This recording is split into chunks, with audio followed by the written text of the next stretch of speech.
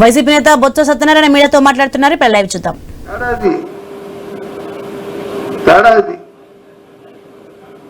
దానికంటే దేశత్వం అంటే ఏం దేశత్వం? నువ్వు చేసిన దేశత్వం, మీరు చేస్తున్న దేశత్వం. రేపు దీని తాలూకు మొత్తం ఎవ్రీథింగ్ అంతా కూడా దానికన్నా తీసుకొస్తాను. నేను కూడా టైంలో గవర్నర్ గారిని కలిసి ఈ రాజ్యాంగ ఇది చట్టయుద్ధ కార్యక్రమం జరుగుతుందని చెప్పడానికి వచ్చిన ఆ లోపల నాకు 15 రోజులు బాగలేక వెళ్ళలేక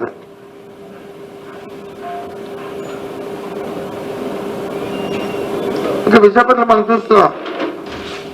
ఇవాళ పత్రికలో చూశారు, ఇవాళ అంతకుముందు 2 రోజుల ముందు చూశాను, ఒక వారం రోజుల ముందు చూశాను. ఇప్పుడు ఒక పత్రిక అయితే ఏదో పొడుద్దానికి రాశారు. నాకు ఒక పత్రిక అదే, అన్ని పత్రికలు రాసే పార్కు కబ్జా చేసేస్తారని.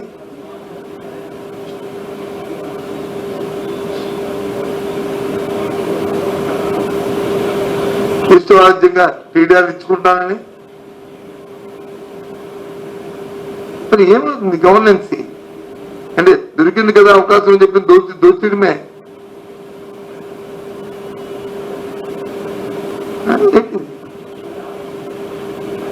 సంవత్సరం నుంచి ఎన్నికల ముందు ఈ సంవత్సరకాలం నేను చూశాను ఎన్నో ప్రెస్ కాన్ఫరెన్స్ లో వైసీపీ వచ్చి భూములు తీయించారు, ఇక్కడ వైసీపీ వచ్చి టీడీఆర్ లో డబ్బు కొట్టించారు, వైసీపీ అధికారంలో వచ్చి చేశారు. ఏది మరి సంవత్సరాల అధికారులు మీరేమన్నారు కదా, మరి చెప్పండి, పేర్లు చెప్పండి, రికవరీ పెట్టండి, చేసే వాళ్ళు శిక్షించండి. ఎందుకు శిక్షించరు? ఎందుకు కార్యక్రమాలు చేయరు? అంటే మాట ఊరికేనా? మాట ఊరికేనా చెప్పండి? పనిచేయరా? సాక్షాత్తు నిన్న రేపు ఉదయం లెటర్ తయారు చేశాను ముఖ్యమంత్రి గారికి, చీఫ్ సెక్రటరీకి, అందరు కలిసి మీకు లెటర్ రిలీజ్ చేస్తారు రేపు ఆ విషయాన్ని. ఇక్కడ జరుగుతున్న భూభాగత్వం రేపు 2 నేను లెటర్ మీద తీసి ఆ విషయాలు కూడా నేను చెప్తాను. నేనే కాదు, సాక్షాత్తు అధికారులు కొంతమంది ఎమ్మెల్యేలు కూడా లెటర్ వచ్చారు.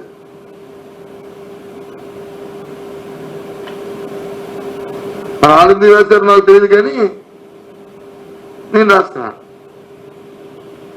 వాళ్ళు అప్పక రాశారా, అప్పి రాశారా, లేకపోతే దాదాపు వచ్చింది తెలియదు, కానీ ఇది అంతకుముందు కూడా చెప్పాను. నేను అంతకుముందు ఎప్పుడో సిట్ చేసాము, ఆ సిట్టి భూములు బయటికి పెట్టండి, నిజాయితీ నిరూపించుకోండి.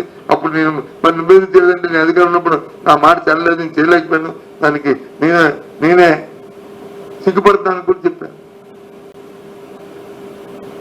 నువ్వు చేయండి అని చెప్పాను, ఎందుకు చేయట్లేదు? అప్పుడు మమ్మల్ని వేరే చూపెట్టినాడు.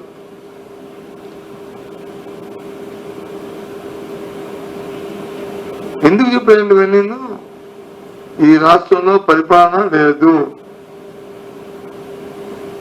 గొల్లతనం బయటపడిపోతుంది, సంవత్సర కాలంగా ఇచ్చిన వాగ్దానాలని నెరవేర్చడంలో విఫలమయ్యారు, అవి చేయాలనే చిత్తశుద్ధి లేదు. సుమారు 1,30,000 కోట్ల రూపాయలు 50 నుంచి 50,000 కోట్ల వరకు అప్పు తీసుకొచ్చారు. 1,50,000 కోట్లు అంటే మాట్లాడండి. ఒక సంవత్సరం ఏం చేశారంటే ఏం లేదు. కొన్ని ప్రజలకి ఏమైనా జగన్మోహన్ రెడ్డికి ఇచ్చినట్టు మీరేమైనా బటన్ నొక్కి ఇచ్చారా? లేదు, ఒక 1,000 రూపాయలు పెంచింది తప్ప నువ్వు ఇచ్చారు. ఏం లేదు, ఊరు కట్టాల్సిందిగా మాట్లాడతాను. చాలా బాధ అనిపిస్తుంది. మాటలు చూస్తే మాత్రం గొప్ప, ఊరు చూస్తే దెబ్బ. ఎంత మాటలు రోజులు పదిలో తిరిగాయి, కానీ ఏమో మాటలు. ఆ బిఫోర్ అంట, ఎటో బిఫోర్.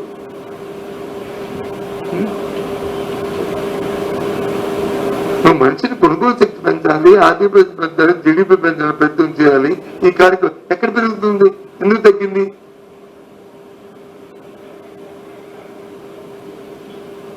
ఎందుకు రెవెన్యూ మిగతా రాష్ట్రాల కంటే మనకు వచ్చి సేల్స్ ట్యాక్స్ రావాల్సిన జిఎస్టీ ఎందుకు తగ్గుతున్నాయి? అంటే ప్రజల దగ్గర కొనుగోలు శక్తి లేక.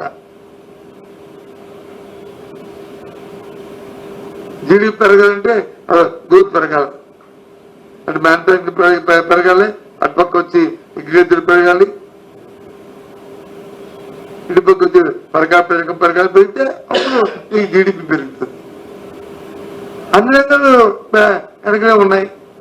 దేశంలో ఉన్న ఆఖరిలో రెండో స్థానం, మూడో స్థానం ఆఖరిలో, ముందులో కాదు.